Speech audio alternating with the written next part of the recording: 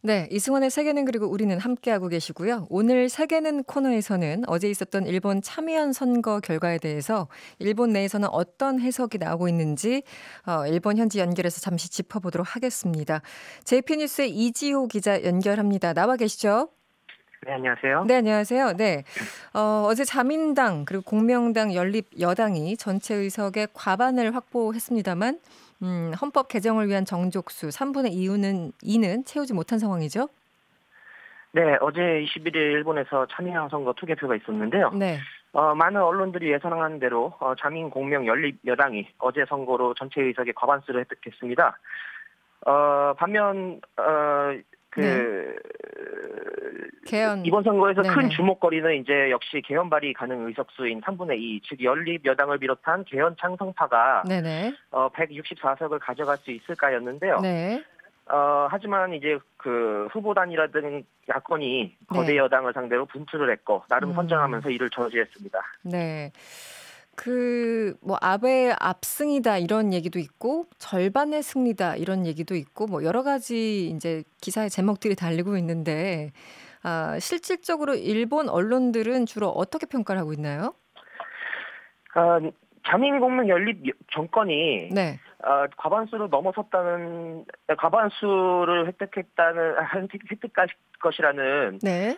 예상이 그 선거 전부터 있었고요. 네네. 그래서 워낙 그 여론조사를 통해서 그 부분에 대해서는 명확관여했던 것이기 때문에 사실 이번에 선거에서 승리했다는 평가에는 의견의 여지가 없었지만 네네. 애초에 과반수를 넘느냐 마느냐는 일본 언론의 관심의 대상이 아니었고요. 그렇겠죠. 네. 자민공명 일본 유신회 등 개헌 찬성파가 개헌 발의 가능 의석수인 164석을 넘을 수 있느냐가 최대의 관심사였습니다. 네네.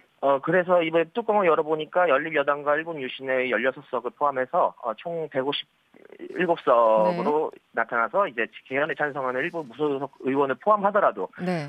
이를 넘어서지 못하는 것으로 나타났습니다. 네. 그래서 실제 일본 언론이 선거 윤곽이 대략적으로 확인되고 나서 가장 먼저 속보로 내보냈던 것이 자민당의 승리보다는 개헌 발의 가능 의석수 확보 실패였습니다. 그러니까 승리했음에도 불구하고 의석이 줄어서 개헌 발의 가능 의석수를 유지 못했기 때문에 아베 정권으로서는 다소 뒷맛이 개운치 않은 상황이고 네. 압승이라기보다는 절반의 성공, 아쉬움이 남는 성공이라고 할 수 있겠습니다. 네.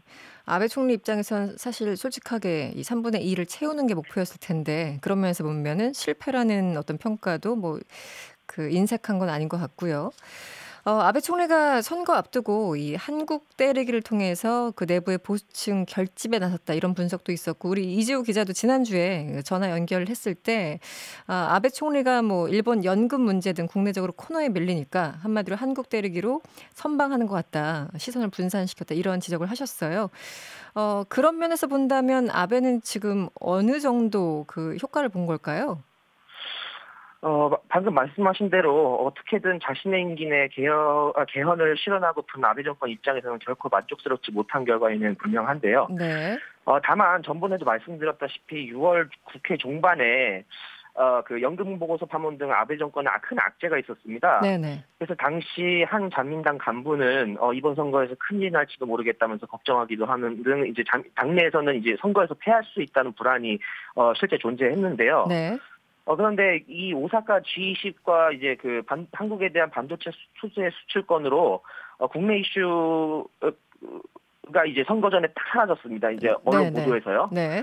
그래서 심지어 그 규제 발표 시기도 선거 공시 날에 딱 맞춰서 이루어졌거든요. 네네. 그래서 그런 부분에 있어서 선거에서 연금 문제가 언론에 크게 부각되는 일이 없었고, 그러니까 따라서 적어도 사태를 더 악화시키는 상황은 막았다 이렇게 볼 수 있을 것입니다. 아베 입장에서는 승산이 있었네요, 나름대로. 그런 측면, 한국 대리기 측면에서 본다면, 분명히. 네. 네.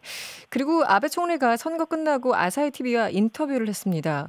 한국이 1965년 한일 청구권 협정에 반하는 대응을 하고 있는 것에 대해서 정말로 유감이다 이렇게 표현을 했고요. 한국 측에 제대로 답을 가져와라 이렇게 얘기를 했어요. 여기에 대해서 우리 청와대도 입장을 냈습니다만 이 발언에 대해서 일본 언론은 어떻게 해석을 하고 있습니까? 아베 총리의 이 발언에 대해서는 일본의 각 언론이 속보로 전했습니다. 네. 다만 이 아베 총리의 이번 발언은 종래의 입장을 다시 반복해 말한 것이었기 때문에 네네. 스트레이트 기사로 짧게 전했을 뿐 별다른 논평은 없었습니다. 네. 그나저나 참의원 선거 어쨌든 끝났어요. 그리고 과반 확보했고요. 뭔가 전략 변화가 있을 것으로 예상하십니까? 아니면 계속 갈 것으로 보십니까? 일본 언론 같은 경우는 이제 이번 참여연 선거 이후로 아베 정권의 한국에 대한 외교 정책의 변화가 있을 것인지에 대해서는 아직까지는 관망하는 자세입니다. 그래서 선거가 끝났으니 이제 다시 수습 국면으로 가는 것이 아니냐는 견해 혹은 아베 정권이 호언한 대로 선거 이후에도 한국에 대한 보복 정치가 계속될 것이라는 견해 등 여러 의견들이 선거 전후로 꾸준히 나왔는데요. 네네. 보수 매체 후지 TV가 운영하는 온라인 뉴스 콘텐츠 중에 FNN 뉴스 프라임이라고 있는데 여기서 재미있는 의미심장한 기사가 나왔습니다. 어떤 건가요? 예, 아베 정권 승리, 외교의 무거운 짐, 한일 문제는 수태가 어려울 수도라는 제목인데요. 기사 내용을 말씀드리면 이 매체는 아베 정권의 한국에 대한 외교 정책이 선거용, 여론몰이용이었다고 단도직입적으로 얘기를 꺼내면서 선거 기간 중 수습하려 하지 않았던 탓에 수태가 어려워진 상황일 수 있다고 전했습니다. 그러니까 한국 측이 이제 세계 무역기구에 항의하고 미국에 특사를 보내는 등 외교전에 주력하는데 아베 정권은 선거 전이 한창이라서 전혀 대응도 못했고 융화책 모색도 못했다. 그러나 그동안 일이 커져서 수습하지 못하게 되어버렸다. 이런 내용입니다. 그러니까 한일 관계를 선거 이용한 대가가 한꺼번에 찾아왔다. 이런 내용인데요. 이게 재밌는 게 이제 평소 이 매체의 논조로 생각하면 굉장히 깜짝 놀랄 내용입니다. 그러네요. 후지 TV 계열 특히 이 매체는 아베 보수 정권과 보조를 맞추는데 굉장히 일가견이 있어서 선거 기간 내내 한국을 맹비난하고 문재인 대통령 탄핵을 이야기하고 아베 정권의 규제 조치를 치켜세우고 그랬는데요. 근데 갑자기 선거가 끝나자마자 이런 내용을 보도를 한다는 점에서 어쩌면 아베 정권도 슬슬 한국에 대한 규제 혹은 강경 체계에서 발을 빼는 게 아닌가 그렇다는 생각입니다. 보통 이들은 한 세트거든요. 그래서 그래서 놀라셨군요. 그래서 아마 그런 아베 정권에도 변화의 움직임이 앞으로 있을 것이 아닌가라는 그런 가능성도 조금 보이는데요. 다만 이제 아베 정권이 어떻게 나올지는 향후 지켜봐야 될 것 같습니다. 그러니까 후지 TV의 의외의 어떤 기사를 보건대 혹시 아베가 출구 전략을 모색하는 건 아닐까 이런 힌트를 줬다. 그렇게 말씀을 주신 거군요.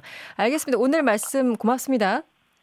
네, 감사합니다. 네, 지금까지 JP 뉴스의 이지호 기자와 함께했습니다.